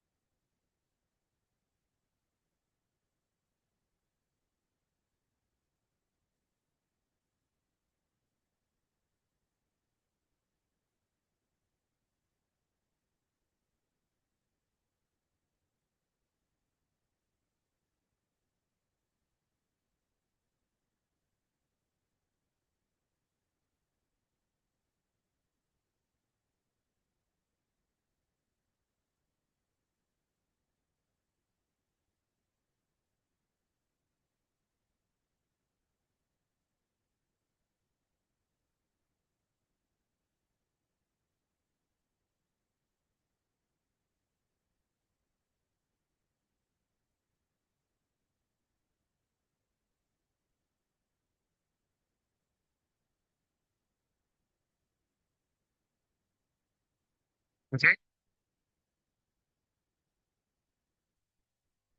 कोबाल्ट है कहाँ? वो कोबाल्ट है।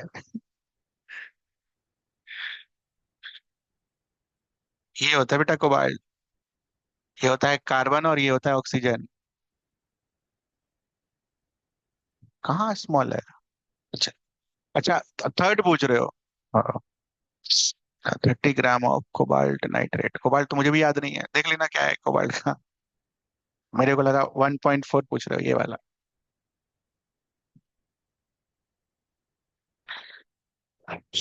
कोबाल्ट lead के नीचे it will be roughly around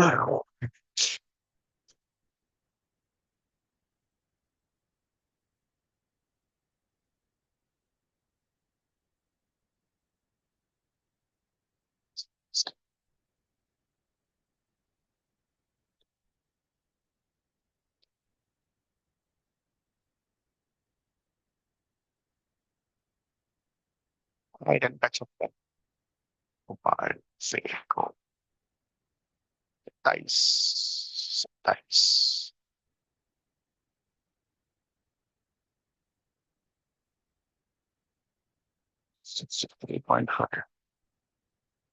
अंठावन उनसठ के अराउंड होगा यार कुछ। 58 59।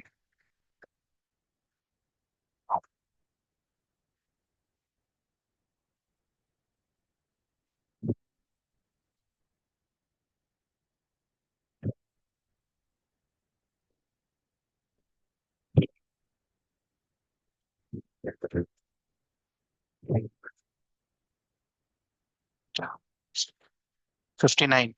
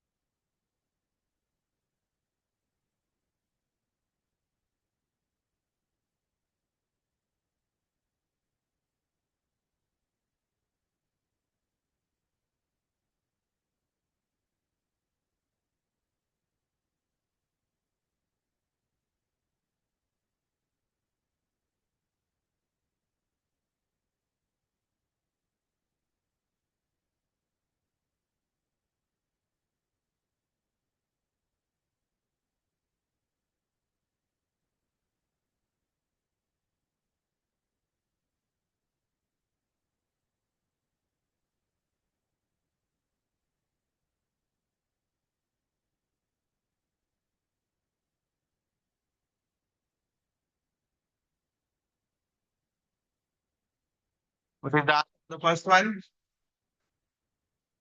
हाँ। 22 डिवाइडेड बाय 44 इंटू। बस यही।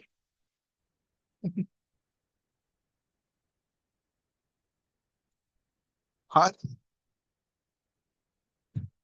दो सवाल है ना बेटा। नहीं पढ़ोगे नंबर हो जाएगा गलत। क्या पूछा है, पढ़ो पहला line. Calculate the mass percentage of what? Benzene and. And means both. Probability में आप सीखते हो।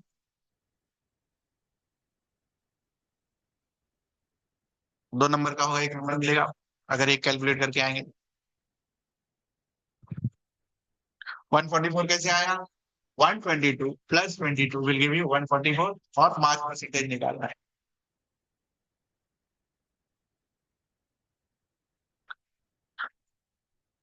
1/7।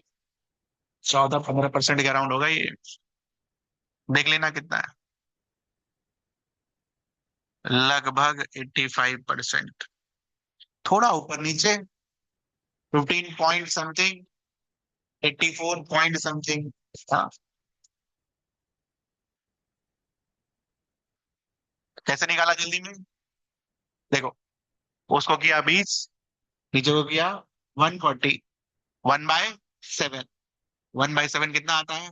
14% के अराउंड। अब 20 तो है नहीं, कितना है?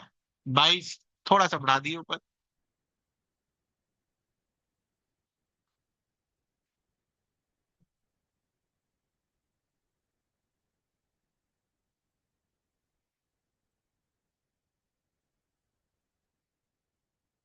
तो सीबीएसई में इतना घटिया नहीं आएगा कैलकुलेट करने के लिए, एक आध सवाल हो सकता है वहां पर सिंपल, वो कटे पिटेगा, बढ़िया आएगा। ठीक है। हाँ, एक आध सवाल घटिया तो कहीं भी पूछा जा सकता है कि।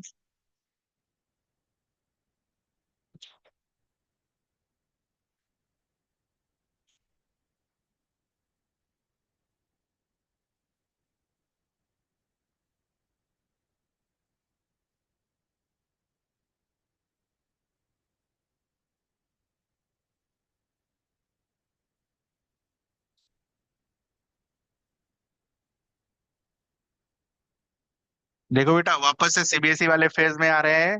क्वेश्चन लाइन बाय लाइन पढ़ना है। क्या पूछा है दैट इज इम्पोर्टेंट। आपको ये पता है क्वेश्चन कैसे पढ़ना होता है। ऐसा ना हो कि आता हुआ सवाल हो और क्वेश्चन नहीं पढ़ने के कारण गलत हो जाए।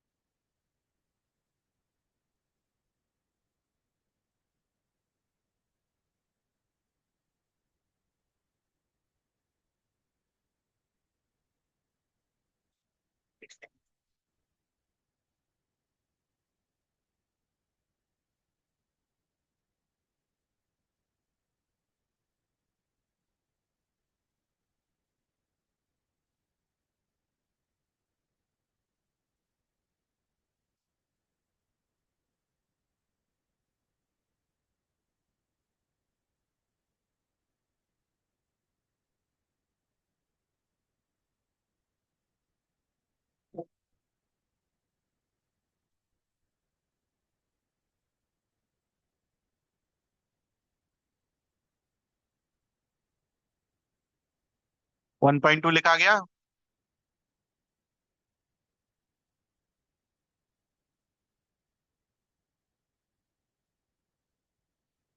30 ग्राम बेंजीन,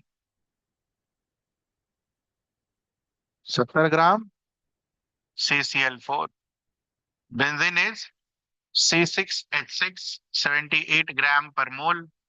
CCl4 इज 35.5 का double, 70, 71, 142 plus 12, 154।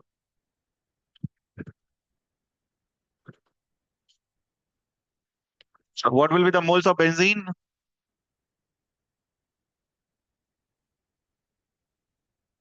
30 divided by 78. What will be the moles of CCl4? 70 divided by 154। Mole fraction किसका पूछा है? मोल फ्रैक्शन ऑफ बेंजीन।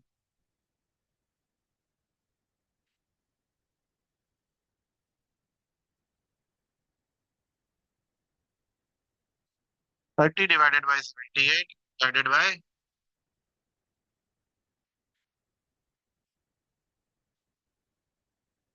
क्या है आपका आंसर? नहीं यार, बताइए क्या करना होगा। This is your first step, second step and third step.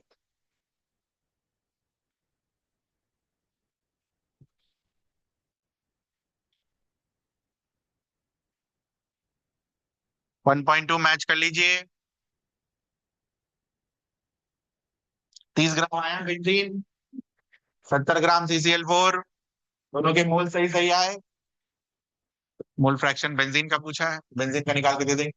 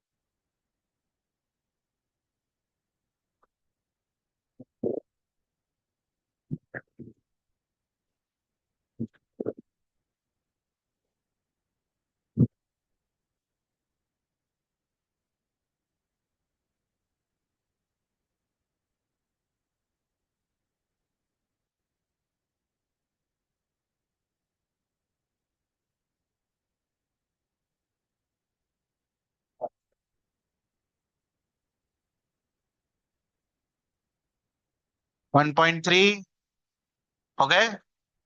1.3 ये कितना है यार? 59 के हिसाब से बताओ।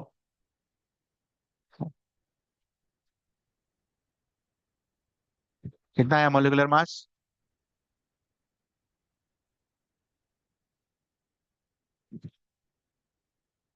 14 48। 62 × 2 134।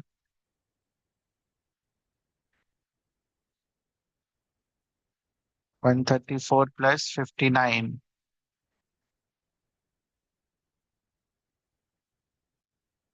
193।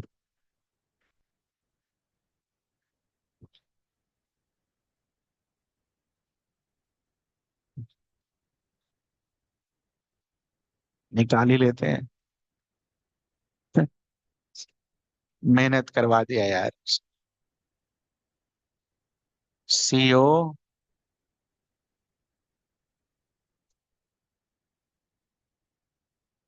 NO3 whole 2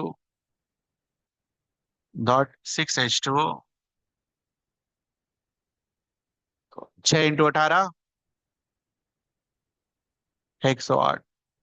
this is 59 plus 14 और 16 3 is 48। 48 plus 14 will give you how much? 62। 62 into 2 will give you how much? 124। तो 124 plus 8 32। 232। 232 plus 60 will give you 292 291। ये आया।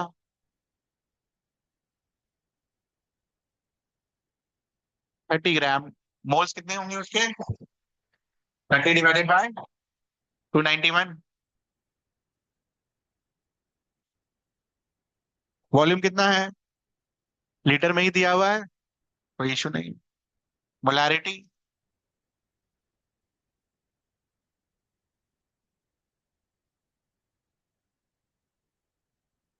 ये रहा मोलारिटी। 1.3 का 1।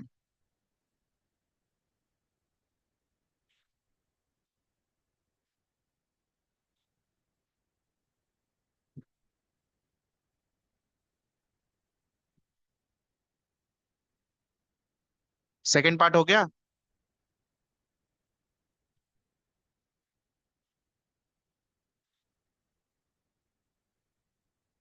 सेकेंड पार्ट 1.3 का। How to solve that second part?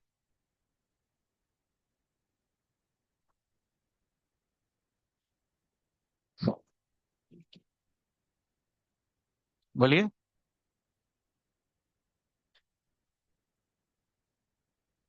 M1 V1 is equals to M2 V2 dilution formula.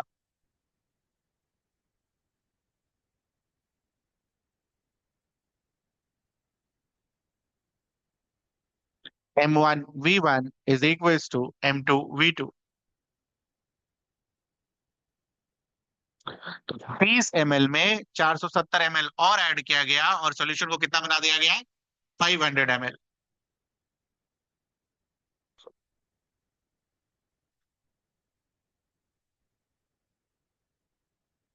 30 × 0.5 molar. M2 × 500। M2 का value कितना आएगा? 30 × 0.5 डिवाइडेड बाय ये आंसर। इसमें कुछ पूछना है आपको? 1.3 तक। नेक्स्ट टू होमवर्क, ये कल की क्लास में डिस्कस करेंगे हम। ठीक है, कल वाली क्लास और थर्सडे वाली क्लास ऑनलाइन होगी, घर से कर लीजिएगा। ठीक है। यहाँ तक कुछ पूछना है आपको? 1.3 तक नहीं जा सकते आप? इनको कुछ पूछना है they can ask, otherwise you can leave.